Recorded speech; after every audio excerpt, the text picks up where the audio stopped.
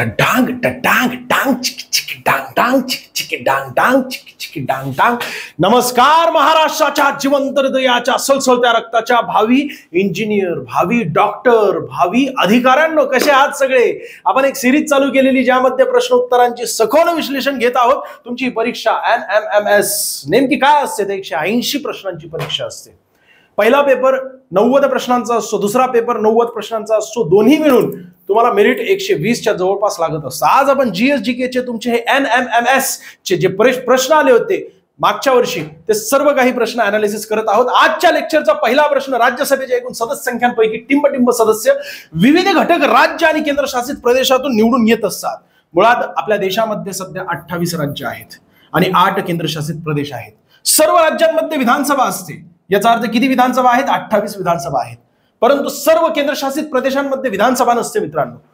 सध्या किती आहेत विधानसभा? तर 3 विधानसभा केंद्रशासित प्रदेशांमध्ये आहेत. मग एकूण किती झाले? 31 विधानसभा सदस्य संख्या जर आपल्याला विचारली तर सर्वात जास्त विधानसभा सदस्य संख्या UPची आहे, कारण लोकसंख्या सर्वात जास्त आहे. तिथूनच जास्तीत जास्त लोक राज्यसभेमध्ये निवडून येत असतात. मुळात तुम्हाला राज्यसभा, लोकसभा नेमकी काय असते, त्यांची रचना कशी असते, कमीत कमी वय किती लागत असतं, वरिष्ठ सभागृह कोणतं आहे, कनिष्ठ सभागृह कोणतं आहे, या सगळ्या गोष्टी आपण चर्चा करणार आहोत आपल्या बॅच मध्ये. सुरुवातीला केवळ आपण प्रश्न आणि त्याचं सखोल विश्लेषण बघत आहोत. प्रश्न आणि त्याचं सखोल विश्लेषण, त्याचा फायदा नेमका काय होतो? तर कोणतीही परीक्षा असो मित्रांनो, परीक्षा पॅटर्न समजून घेणं फार गरजेचं असतं. ज्या स्पर्धा परीक्षा असतात त्या TCS पॅटर्न मध्ये घेतल्या जातात, IBPS पॅटर्न मध्ये घेतल्या जातात. महाराष्ट्राच्या वेगवेगळ्या परीक्षा MPSC घेत असते, बरोबर आहे, तुम्हाला सर्वांना माहिती ना स्पर्धा परीक्षा. पण वेगवेगळ्या जे काही कंपनी असते परीक्षा घेत असतात त्यांचे पॅटर्न वेगवेगळे असतात. ते पॅटर्न एकदा कळालं, प्रश्नांचं स्वरूप आपल्याला एकदा कळालं की लगेच आपण उत्तरापर्यंत पोहोचू शकतो. लगेच आपल्याला ऍक्युरेट कोणता अभ्यास करायचा आहे ते लगेच समजून येतं. तशाच प्रकारे तुमची ही NMMS मागचे प्रश्न अनालिसिस केले की लगेच आपल्याला कळेल की कोणता पॅटर्न आहे. काल म्हणजे मागच्या व्हिडिओमध्ये आपण अशाच प्रकारे प्रश्न अनालिसिस केले होते. त्यामध्ये तुम्ही बघितलं होतं राज्यसभा म्हणजे वरिष्ठ सभागृह, त्यावर एक प्रश्न विचारला होता. आजची ही दुसरी प्रश्नपत्रिका आहे, यामध्ये सुद्धा राज्यसभेवर प्रश्न विचारला गेलेला आहे. हेच तर असतं ना पॅटर्न. म्हणजे आपल्याला कळालं प्रश्न येतोय राज्यसभेवर, राज्यसभेबाबत संपूर्ण माहिती घेणं गरजेचं. मुद्दा आपल्याला कळाला, हा पॉइंट आहे, यावर प्रश्न विचारला जातोय. म्हणजेच काय, तर आपण आपल्या बॅच मध्ये वरिष्ठ सभागृह, राज्यसभा संपूर्ण चर्चा करणार आहोत. एकूण सदस्य संख्या किती असते? तर आपल्या राज्यघटनेच्या 80व्या कलमामध्ये राज्यसभेबाबत तरतूद केलेली आहे. एकूण 250 जास्तीत जास्त सदस्य असायला पाहिजे. सध्या राज्यसभेचे 245 सदस्य आहेत. या 245 सदस्यांपैकी 12 राष्ट्रपती नामनिर्देशित करत असतात. राहिले किती? 233 सदस्य. 233 सदस्य वेगवेगळ्या राज्य आणि केंद्रशासित प्रदेश ज्यामध्ये विधानसभा आहे इथून निवडून दिले जात असतात. म्हणजे आपल्या महाराष्ट्राला विधानसभा 288 सदस्यांची. हे 288 सदस्य आपल्या महाराष्ट्रातून 19 सदस्य केंद्रामध्ये पाठवत. कुठे? राज्यसभेमध्ये. सर्वसामान्य जनता या ठिकाणी मतदान करत नाही. सर्वसामान्य जनतेने ज्यांना आमदार म्हणून निवडून दिले विधानसभेमध्ये ते सदस्य राज्यसभेचे सदस्य निवडत असतात सर्वसाधारणपणे. वरिष्ठ सभागृह असतं राज्यसभा. याचं योग्य उत्तर काय? तर पर्याय क्रमांक 4. त्याचं कारण असं आहे की 250 सदस्य जास्तीत जास्त असायला पाहिजे. -12 जर आपण केले जे की राष्ट्रपती नाम निर्देशित करत असतात. राहिले किती? 288. सोन्या 238. सोन्या मला माहितीये तुला आत्ता या गोष्टी समजण्यासाठी थोड्याशा अवघड जाते. माझं काम आहे सखोल विश्लेषण घेणं. पण त्याच सोबत एकदा बॅच मध्ये हे मुद्दे कव्हर केले, आपण एकदा बॅच मध्ये या मुद्द्यांवर डिस्कशन केलं तर तुम्हाला काही अडचण येणार नाही. मग त्यानंतर प्रश्न आणि त्याचं सखोल विश्लेषण लक्षात येईल. पण आता सध्या फक्त तुम्हाला एवढी गोष्ट समजणं गरजेचं आहे, पॅटर्न नेमका काय असतो. राज्यसभेवर प्रश्न विचारला जातोय तर पॉलिटीमध्ये राज्यसभा आपण करून घेणं गरजेचं आहे. लोकसभेवर सुद्धा प्रश्न होता, बरोबर आहे की नाही? पुढचा प्रश्न काय? तर भारतात 288 घटक राज्ये आणि असली तरी विधानसभांची संख्या किती आहे? तर 28 राज्य आहेत, बरोबर आहे की नाही? याचा अर्थ 28 विधानसभा, 3 केंद्रशासित प्रदेश आहेत. एकूण 8 आहेत, पण 8 पैकी 3 केंद्रशासित प्रदेशांमध्ये विधानसभा आहे. दिल्ली एकूण 70 सदस्यांची विधानसभा आहे. म्हणजे दिल्ली केंद्रशासित प्रदेश असून सुद्धा विधानसभा आहे. सर, केंद्रशासित प्रदेशांमध्ये विधानसभा का नसते? बॅच मध्ये सोन्या सुंदररित्या समजून सांगेल. त्याचं कारण असं आहे की केंद्र आणि शासित म्हणजे केंद्र त्या ठिकाणी शासन करते, स्थानिक त्या ठिकाणी शासन अस्तित्वात नाहीये.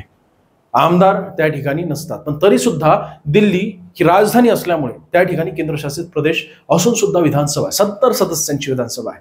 त्यानंतर पॉंडिचेरी पूर्वीपासून अस्तित्वात होती. पॉंडिचेरीमध्ये सुद्धा विधानसभा सदस्य संख्या एकूण 30 असलेली विधानसभा आहे. तिथे घनता जास्त आहे लोकसंख्येची. तिथे शहरीकरण बऱ्यापैकी झालेलं आहे, औद्योगिकरण झालेलं आहे. या उद्देशाने आता तिथे त्या लोकांचा विकास होणं गरजेचं आहे, त्यांना मुख्य प्रवाह आणणं गरजेचं आहे, त्यांना सगळ्या सुख सुविधा देणं गरजेचं आहे. कारण काय, तर औद्योगिकरण जास्त झालेलं आहे, म्हणून त्या ठिकाणी विधानसभा अस्तित्वात आणली गेलेली आहे. आणि जम्मू काश्मीर या केंद्रशासित प्रदेशाची निर्मिती 2019 मध्ये झाली होती मित्रांनो.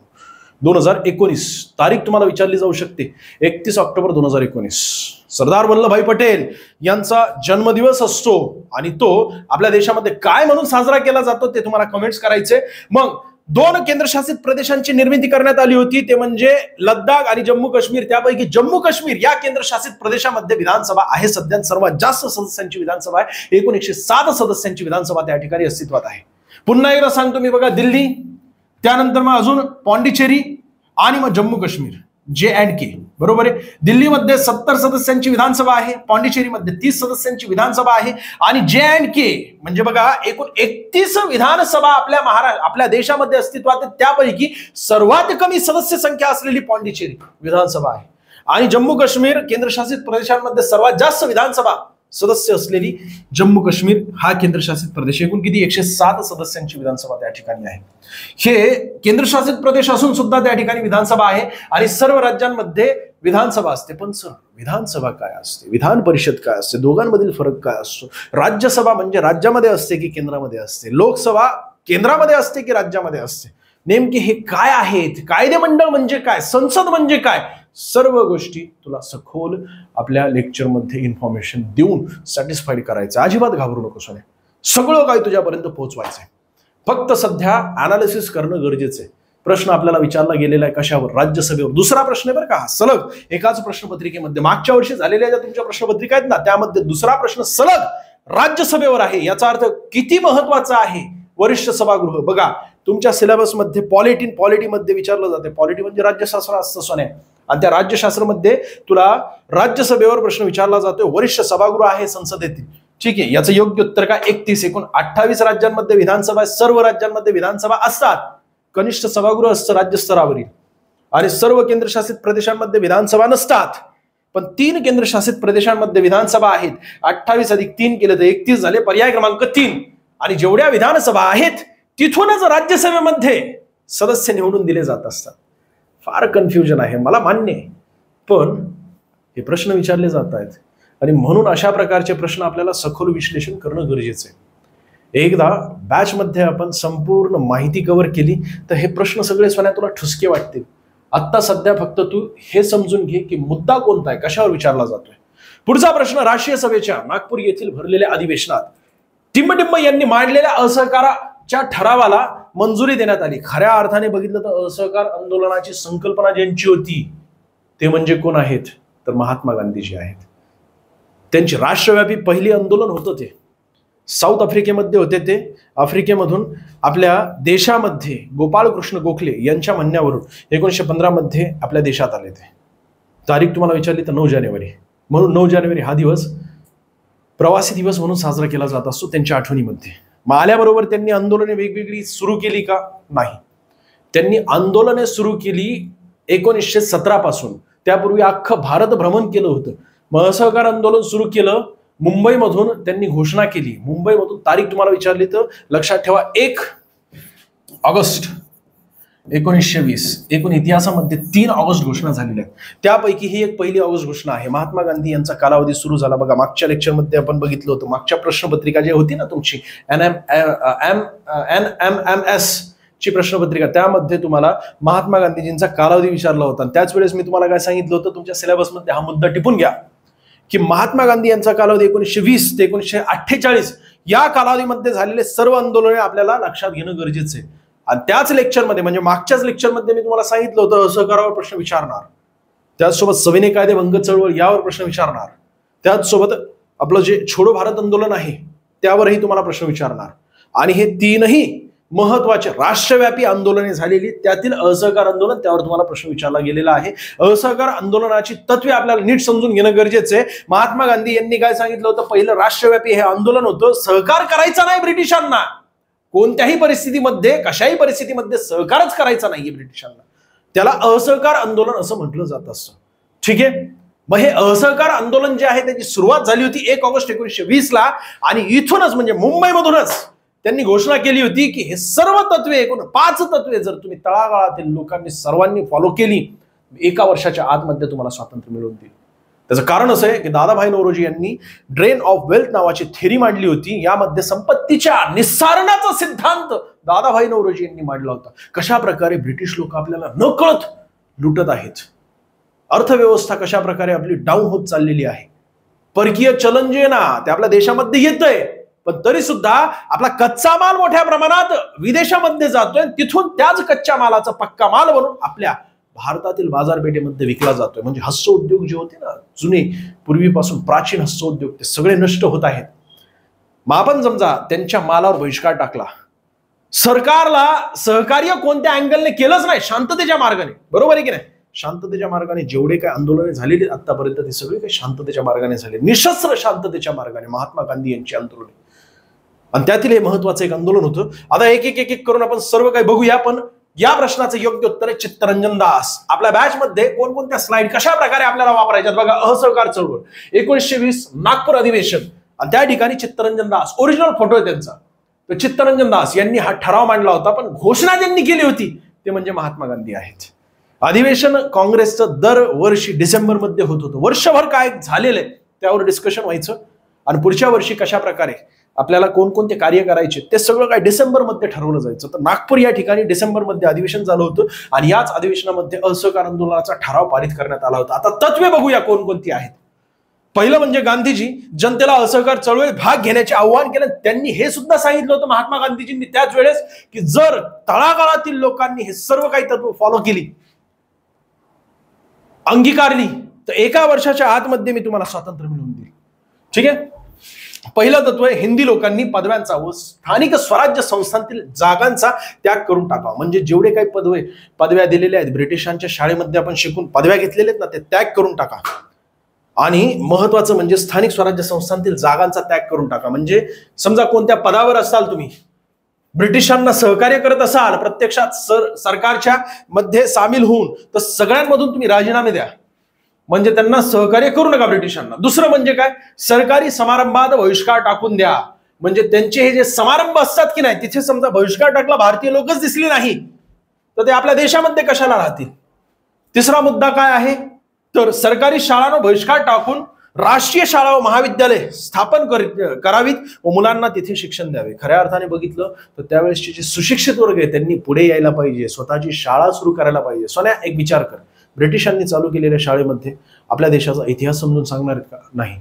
जरी समजून सांगायचा प्रयत्न केला तरी सुद्धा चांगला इतिहास समजून सांगतील का? ते खरा इतिहास समजून सांगतील का? नाही. तत्कालीन जे शाळा होत्या त्यामध्ये ब्रिटिशांचा इतिहास, कशा प्रकारे ब्रिटिश राणी महान आहेत याबाबत आपल्याला त्याचा अभ्यास असायचा. ब्रिटिशांचा भूगोल, अरे तो गरजेचा नाहीये सोन्या. आपल्या देशाचा खरी संस्कृती आपल्याला कळणं गरजेचं आहे. त्याच वेळेस संस्कृतीशी प्रेम होईल ना बालकांना, लहान मुलांना. आणि म्हणून तत्कालीन जे सुशिक्षित वर्ग आहे त्यांनी पुढे यायला पाहिजे, शाळा स्थापित करायला पाहिजे. शाळेमध्ये फ्रीमध्ये वेळ प्रसंगी ऍज अ व्हॉलेंटियर शिकवणं गरजेचं आहे, आणि यांना मुख्य प्रवाहात आणणं गरजेचं आहे. आपल्या देशाची संस्कृती, आपल्या देशाचा इतिहास यांना समजून सांगायला पाहिजे लहान बालकांना. त्याच वेळेस त्यांना आपल्या देशाप्रती आपुलकी निर्माण होऊ शकते. बरोबर आहे. पुढे जाऊया. पुढचा मुद्दा तो म्हणजे सरकारी न्यायालयावर बहिष्कार टाकायचा. असहकार आंदोलनाचं पुढचं तत्व होतं जेवढी न्यायालय आहेत त्यामध्ये तिथपर्यंत जायलाच नाही पाहिजे. बरोबर आहे. ते आपलं आपणच मिटून घ्यायला पाहिजे स्थानिक पातळीवर. आणि 5वा मुद्दा तो म्हणजे ब्रिटिश मालावर बहिष्कार घालायला पाहिजे. ब्रिटिश मालावर जर बहिष्कार घातला तर त्यांना बाजारपेठ जी उपलब्ध झालेली आहे आपल्या देशातील एवढ्या मोठ्या प्रमाणात लोकसंख्या आहे, तर ही लोकसंख्या जी आहे देशीच माल घेणार. देशीच माल घेणार याचा अर्थ काय, तर भारतीय व्यक्तीने बनवलेला माल घेणार. म्हणजेच काय झालं, तर भारतीय व्यक्तीने बनवलेल्या मालाला मागणी वाढेल, ऑटोमॅटिकली त्याला प्रोडक्शन वाढवावं लागेल. ह्या सगळ्या गोष्टी आपण बॅचमध्ये कव्हर करणार आहोत. इथे फक्त थोडंसं स्पीडमध्ये घेतोय मी, पण ह्या सगळ्या गोष्टी आपण कव्हर करणार आहोत.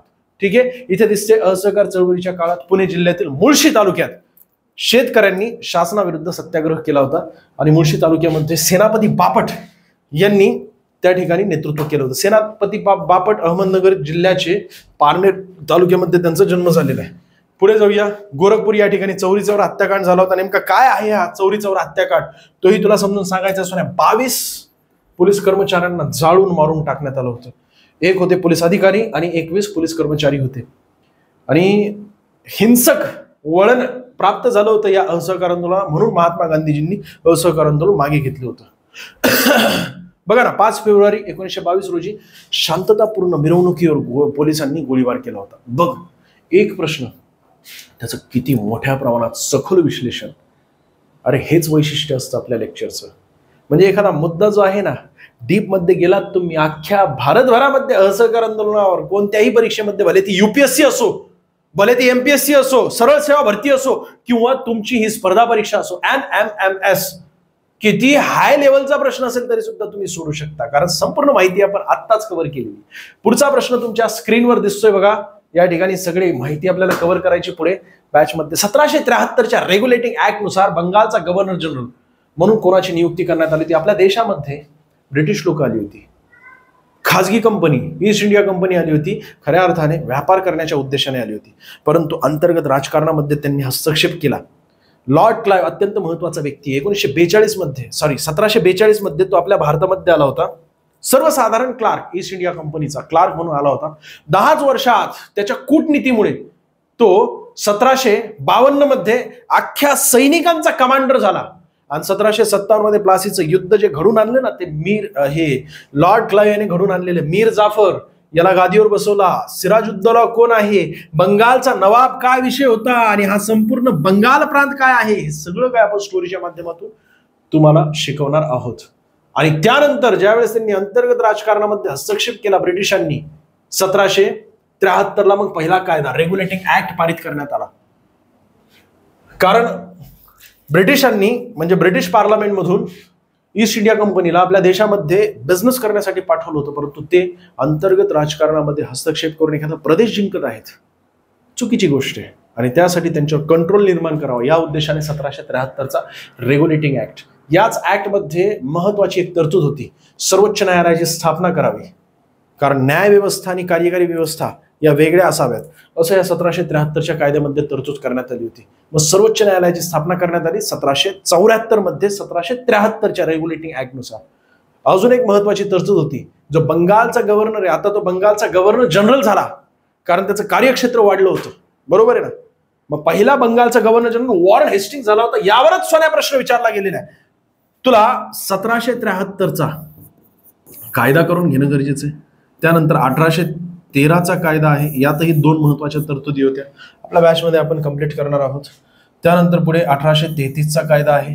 त्यानंतर 1861चा कायदा. यानुसार आपल्या देशामध्ये उच्च न्यायालयाची स्थापना 1862 मध्ये करण्यात आली होती. कोलकाता पहिलं उच्च न्यायालय, दुसरं उच्च न्यायालय मुंबई उच्च न्यायालय, तिसरं उच्च न्यायालय मद्रास उच्च न्यायालय. सध्या उच्च न्यायालयांची संख्या आपल्या देशामध्ये 25 आहे, पण पहिले 3 उच्च न्यायालय 1861च्या कायद्यानुसार पुढे स्थापित करण्यात आले होते. मग पुढे 1909चा कायदा आहे, 1919चा कायदा आहे, 1935चा कायदा. कालच्या परीक्षामध्ये बघा ना, 1935च्या कायद्यावर प्रश्न होता की नाही. कालच्या प्रश्न जर तुम्ही बघितले नसतील, ही सिरीज चालू आहे, सगळे प्रश्न केवळ तुम्ही अनालिसिस केले ना तरी सुद्धा बऱ्यापैकी तुमचा अभ्यास होऊन जाईल. 70 ते 80% तिथेच तुमचा अभ्यास होऊन जाईल. राहिलेला भाग आपण बॅचमध्ये कंप्लीट करणार आहोत. आणि शेवटचा येतो बघा 1947चा कायदा. हे सगळे कायदे. अजून एक कायदा राहिला बघा यांच्यामध्ये, 1858चा राणीचा जाहीरनामा आला होता ना, तो 1858चा एक कायदा आहे. याचं योग्य उत्तर लॉर्ड वॉरन हेस्टिंग, जे बंगालचे गव्हर्नर होते, त्यांना आता बंगालचे गव्हर्नर जनरल करण्यात आलं, त्यांचं कार्यक्षेत्र वाढवण्यात आलं. ठीक आहे, पुढे जाऊया. लोकांमध्ये जनजागृती निर्माण करून स्वार्थ त्यागाची शिकवण देणे हा खालीलपैकी कोणत्या समाजाचा उद्देश होता? बघा ना, कालचे प्रश्न, त्यामध्ये आर्य समाजावर प्रश्न विचारला होता, ब्राह्मण समाजावर प्रश्न विचारला होता. आजचा हा जो प्रश्न आहे की नाही, हे तत्व कोणाचे? तर याचं योग्य उत्तर आहे पर्याय क्रमांक 2, प्रार्थना समाज. एक समाज आपण सर्व काही बघूया. भारत सेवक समाजाची स्थापना गोपाळकृष्ण गोखले यांनी 1905 मध्ये करण्यात आलेली. ठीक आहे, सेवक तयार करायचे. प्रार्थना समाज 1867 मध्ये प्रार्थना समाजाची स्थापना करण्यात आलेली. प्रार्थना समाजाची स्थापना का बरं करण्यात आली होती, त्याची मागची कारण काय आहेत? तर ब्राह्मो समाजाची स्थापना तुम्हाला सर्वांना माहिती आहे, मागच्याच लेक्चरमध्ये आपण अनालिसिस केले. 1828 मध्ये ब्राह्मो समाजाची स्थापना सती प्रथा समूळ नष्ट व्हावी या उद्देशाने स्थापित करण्यात आली होती राजाराम मोहन रॉय यांच्याकडून. राजाराम मोहन रॉय यांचं निधन झालं 1831 मध्ये ब्रिस्टॉन, ब्रिटन या ठिकाणी. मग पुढे सर्व काही सूत्र ब्राह्मो समाजाचे देवेंद्रनाथ टागोर यांच्या हातामध्ये गेले. रवींद्रनाथ टागोर यांचे वडील आहेत देवेंद्रनाथ टागोर. आणि पुढे मग केशवचंद्र सेन यांनी सुद्धा ब्राह्मो समाजाचे तत्व आणि ब्राह्मो समाजाची सूत्र आपल्या हातामध्ये घेतली. पण दोघांमध्ये मतभेद निर्माण झाली म्हणून ब्राह्मो समाजामध्ये फूट पडली. त्याचं रूपांतर पुढे भारतीय ब्राह्मो समाजामध्ये झालं. 1865 मध्ये ब्राह्मो समाजाची स्थापना करण्यात आली. पण कोणतं? भारतीय ब्राह्मो समाजाची. 1865 मध्ये भारतीय ब्राह्मो समाजाची स्थापना करण्यात आली. आणि या ब्राह्मो समाजाचं तत्व किंवा या ब्राह्मो समाजाचा प्रसार आणि प्रचार करण्याच्या उद्देशाने केशवचंद्र सेन मुंबईमध्ये आले. मुंबईमध्ये ज्यावेळेस ते भारतीय ब्राह्मो समाजाचा प्रचार आणि प्रसार करत होते त्यावेळेस त्या ठिकाणी उपस्थित होते प्रार्थना समाजाचे संस्थापक आत्माराम पांडुरंग तरखडकर. त्याचसोबत त्यांचे बंधू आहेत तरखडकर बंधू. एकूण 3 बंधू होते. हे त्या ठिकाणी ज्या वेळेस प्रचार आणि प्रसार चालू होता भारतीय ब्राह्मो समाजाचा त्यावेळेस ते त्या ठिकाणी उपस्थित होते. त्यांना भारतीय ब्राह्मो समाजाचे जे तत्व आहेत त्याच्यावर ते प्रभावित झाले. प्रभावित होऊन मग त्यांनी ठरवलं आपल्याही महाराष्ट्रामध्ये अशाच प्रकारची एक संस्था प्रबोधन घडविणारी, बदल घडविणारी, बरोबर आहे ना, समाजामध्ये सुधारणा घडवून आणणारी संस्था असावी या उद्देशाने मग प्रार्थना समाजाची स्थापना करण्यात आली 1867 मध्ये. स्थापन करते यामध्ये आत्माराम पांडुरंग तरखडकर आहेत, भास्करराव पांडुरंग तरखडकर आहेत, बरोबर आहे. त्याचसोबत न्यायमूर्ती रानडे आहेत, भांडारकर आहेत, अनेक महत्वाचे लोक संस्थापक सदस्य होते प्रार्थना समाजाची. पुढे येतं आर्य समाज. आर्य समाजाची स्थापना तुम्हाला विचारली जाऊ शकते 1875 मध्ये झालेली आहे. सोन्या सध्या 150 वर्ष पूर्ण झालेली बरं का स्थापना होऊन आर्य समाजाची. कारण सध्या कोणतं जो वर्ष चालू आहे 2025 चालू आहे. 1875 आणि 2025 150 वर्ष पूर्ण झाली, 150 वर्ष पूर्ण झाली. ज्या घटनांना इतिहासाचे 150, 125, 100 वर्ष, 75 वर्ष पूर्ण झालेली असतात त्या सर्व घटनांवर तुम्हाला प्रश्न विचारले जात असतात. पण सध्या मोठ्या प्रमाणात चर्चेत. आणि बघा प्रबोधन घडविणाऱ्या संस्था तुम्हाला विचारल्या जातात ना, तर मग लगेच टिपून घ्यायला पाहिजे तुम्ही. प्रार्थना समाज, आर्य समाज, सत्यशोधक समाज हे प्रबोधन घडविणाऱ्या संस्था आहेत. प्रबोधन म्हणजे काय सर? बॅच मध्ये समजून सांगेल तुला, फार डीप मध्ये समजून सांगायचं. प्रबोधन या शब्दाचा अर्थ बुद्धी प्रामाण्यामध्ये एकच शब्द वाटतोय पण मोठा अर्थ आहे त्याचा. आणि ते वारंवार इतिहास वाचत असताना तुमच्या समोर येणार आहेत हे शब्द. प्रबोधन म्हणजे एखाद्या भुरसटलेल्या चालीरीती परंपरा ज्या आहेत त्या तुमच्या समोर आणायच्या की चुकीच्या आहेत, तुमच्या समोर आणून तुमच्या ज्या चालीरीती परंपरा आहेत, रीतिरिवाज आहेत त्यामध्ये बदल घडवायचा. एखाद्या कंडिशन मधून बदल घडवून मुख्य प्रवाहात आणायचा प्रयत्न केला जात असतो प्रबोधन मध्ये. ठीक आहे. बाकी सत्यशोधक समाज. सत्यशोधक समाज कोणी स्थापित केलेला आहे असा आपल्याला अनेकदा प्रश्न विचारला जातो. महात्मा ज्योतिबा फुले 1873 मध्ये सत्यशोधक समाजाची स्थापना पुणे या ठिकाणी केलेली. आर्य समाजाची स्थापना स्वामी दयानंद सरस्वती. तुम्हाला सांगितलेले प्रार्थना समाजाची स्थापना आत्माराम पांडुरंग तरखडकर आहेत. त्याचसोबत त्यांचे बंधू 2 बंधू आणि न्यायमूर्ती रानडे आहेत, भास्करराव पांडुरंग तरखडकर आणि भांडारकर हे सुद्धा आहेत प्रार्थना समाजाच्या स्थापनेमागे. भारत सेवक समाज याची स्थापना गोपाळकृष्ण गोखले यांनी 1905 मध्ये केली होती. ठीक आहे. याचं योग्य उत्तर काय? प्रार्थना समाज. पर्याय क्रमांक 2 लोकांमध्ये जनजागृती निर्माण करणे या उद्देशाने. खऱ्या अर्थाने बघितलं सगळेच संस्था लोकांमध्ये जनजागृती करणे या उद्देशाने स्थापित करण्यात आल्या होत्या. चुकीच्या चालीरीती परंपरा त्यावर डायरेक्टली टीका करणे आणि दुसरं म्हणजे स्वार्थ त्यागाची शिकवण देऊन एक समाज तयार करणे जेणेकरून तो बाकीच्या लोकांना प्रबोधन घडून आणेल, बाकीच्या लोकांमध्ये प्रबोधन घडून आणेल. कोणत्या शासन पद्धतीत कायदे मंडळ व कार्यकारी मंडळ थेटपणे परस्परांवर अवलंबून असतात? संसदीय शासन पद्धत. आपल्या देशामध्ये संसदीय शासन पद्धत चालू आहे.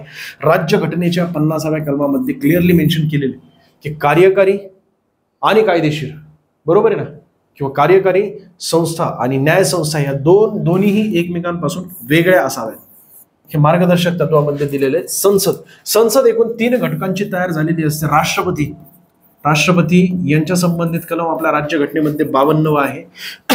त्यांच्या शपथेबाबतचं कलम 60व्या कलमामध्ये दिलेले.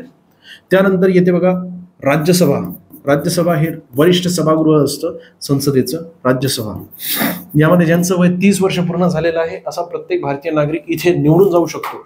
पण त्यांच्या राज्यातील विधानसभेच्या सदस्यांनी त्या ठिकाणी त्यांना निवडून पाठवणं गरजेचं आहे. राज्यसभेमध्ये जास्तीत जास्त 250 सदस्य असतात. सध्या 245 सदस्य आहेत, निवडून जातात. आपल्या महाराष्ट्रातून एकूण 19 सदस्य निवडून जात असतात. कलम तुम्हाला विचारलं राज्यसभेचं तर 80 व कलम आहे. आणि 81 व कलम जे आहे ना आपल्या राज्यघटनेचं, त्यामध्ये लोकसभा दिलेली. लोकसभा ज्यांचं वय 18 वर्ष पूर्ण झालेलं असा प्रत्येक भारतीय नागरिक मतदान करून या ठिकाणी खासदार केंद्रामध्ये दिल्लीमध्ये पाठवत असतो. लोकसभा त्याला म्हणतात. हे कनिष्ठ सभागृह आहे. त्याचं कारण काय तर इथे ज्यांचं वय 25 वर्ष पूर्ण झाले असा प्रत्येक भारतीय नागरिक निवडून जाऊ शकतो. जास्तीत जास्त किती सदस्य या ठिकाणी निवडून जाऊ शकतात? 552. सध्या किती आहेत? 543 सदस्य आहेत लोकसभेचे. ठीक आहे.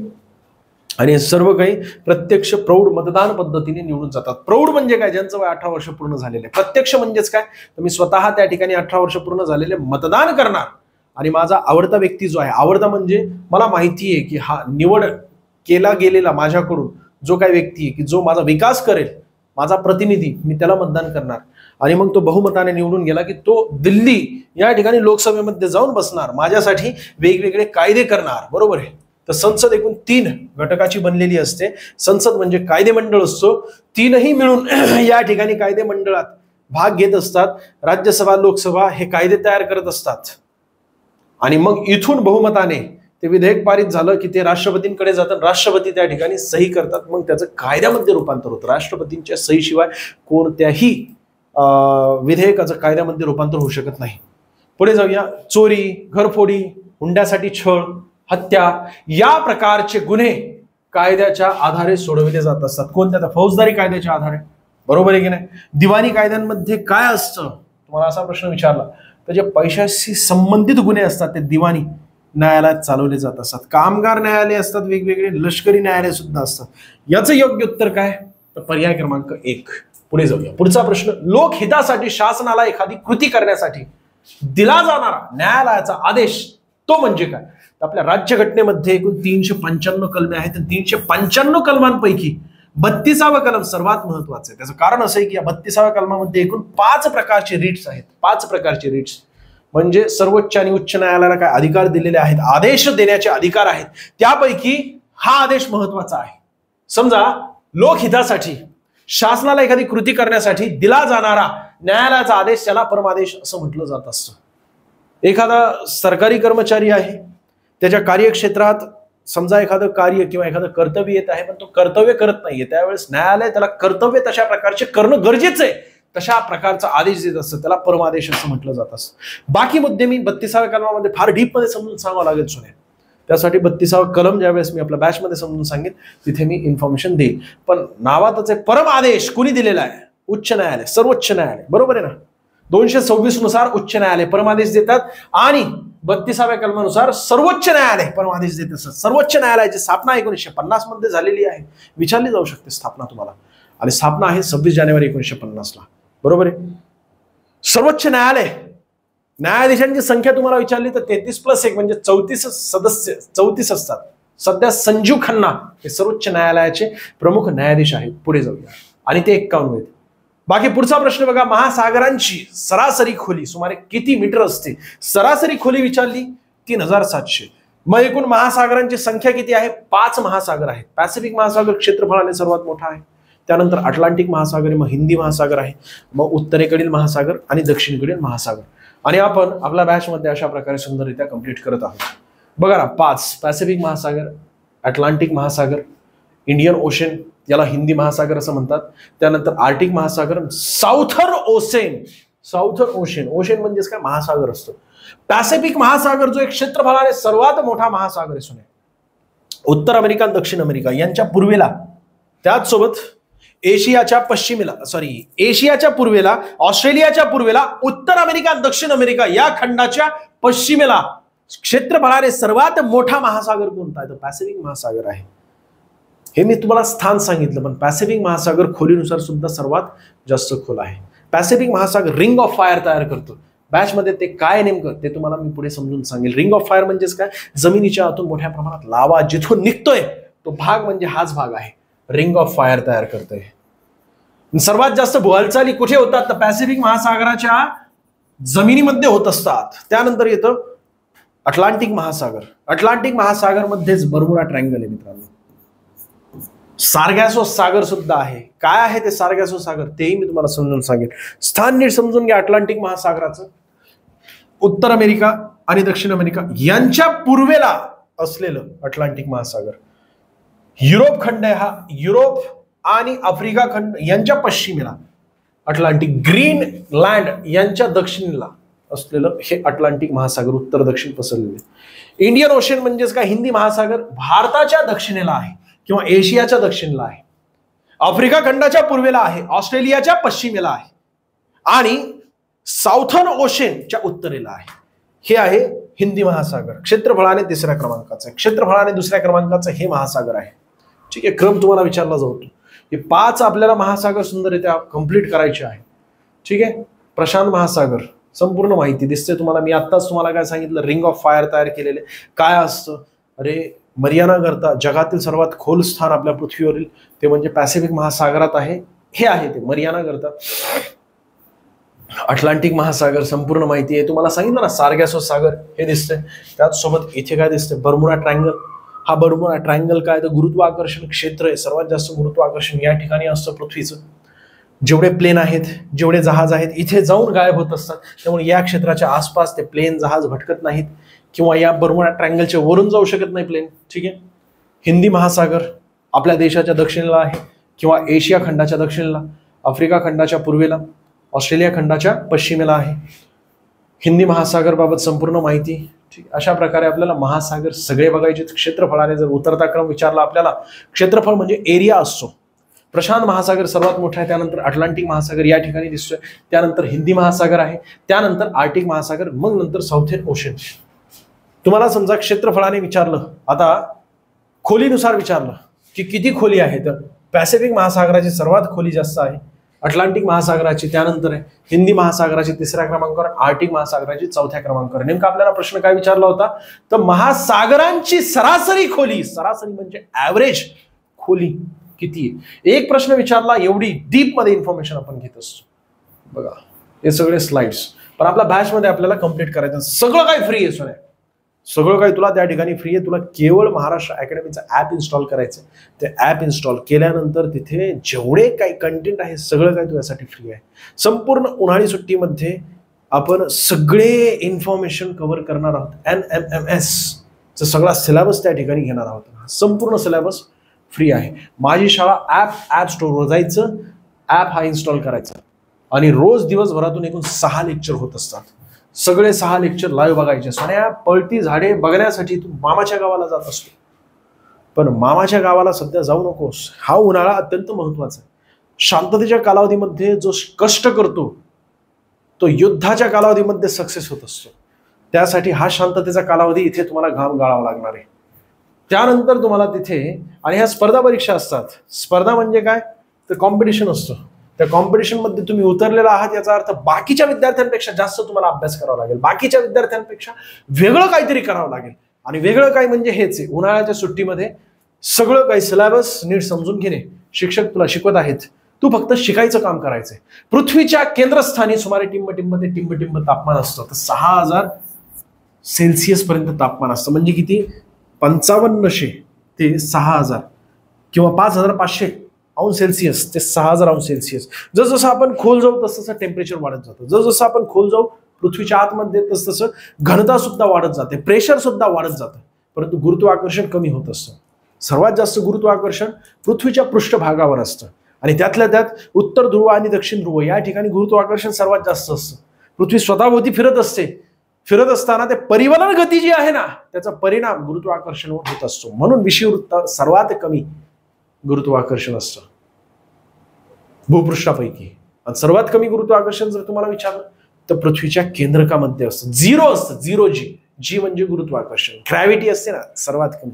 जसं आपण पृथ्वीपासून लांब जाऊ, उंच जाऊ, तसं गुरुत्वाकर्षण कमी कमी होत जातं.